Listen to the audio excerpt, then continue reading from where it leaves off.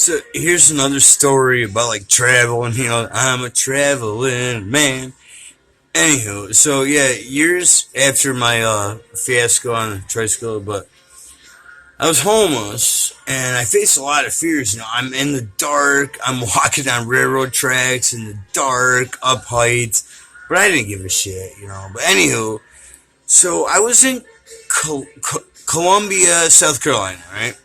I was staying with these people and didn't really trust them, but it wasn't like a voice in my head, but it's something that was like, you need to go. You need to go now. And I was like, and they drank a lot, and I was trying to like not drink, but there was just, and they treated the dog like crap, but it was just like, it said in my head like three times, like, you need to go now. And so I did. I let the dog go, and I ended up walking on the railroad tracks, west to Augusta, Georgia. But I ended up in Johnson, South Carolina. About a week later, right?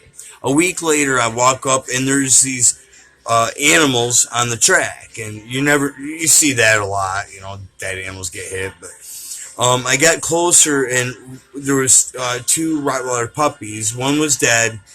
The other one was barely alive. Tail End of the tail was stripped, but still okay. So I got my knapsack and I grabbed out a t-shirt, whatever I had, and I wrapped her up and I got her up and I walked like not even like, oh my god, 100 feet maybe, and a train come through. Now I don't know if that train would have killed her that time or not. Probably could have. All I know is that it's weird because I was told to leave Columbia at a certain time, and a week later I end up in that exact same spot for that animal.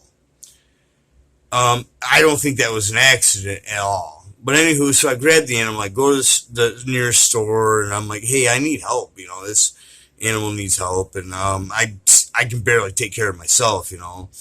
She says, well, I can't. So, but the lady, the clerk, she got some stuff. We took care of the animal's tail. And one lady, she heard, so she took me to the next town, Ward, and to a vet. But the vets wouldn't take care of it because we didn't have money. And the lady chewed him out. And so I'm like, geez. So I just ended up going to, it was like a municipal center. I mean, it was a small building. It was like the fire department, everything all in one. So there's a phone. I called, and animal control came, and it was neat. I just laid there with the dog, or sat there, and the doggy was in my arms. And I looked down, I petted it, and she just looked at me. She, oh, but it was an interesting lesson in my life that I always listen to my intuition, but the interesting lesson was that because it wasn't just me, because I was trying to run for myself at the time, and that's a whole another story. But I had to leave Columbia at that time for that creature, and it was just a lesson to me that it's not just me in this world. That other people rely on, or other creatures, people, whatever, rely on me, and I can't be so selfish. That's what one thing it taught me. But that was a neat story. And I don't know what happened to the animal. I hope it was able to be fixed up and sent out, be adopted. In the least, at least probably, was a little comfortable for a little bit. But cute little shit. I wish I could have kept her. She was sweetie. But I could barely take care of myself. It would have been fair to her.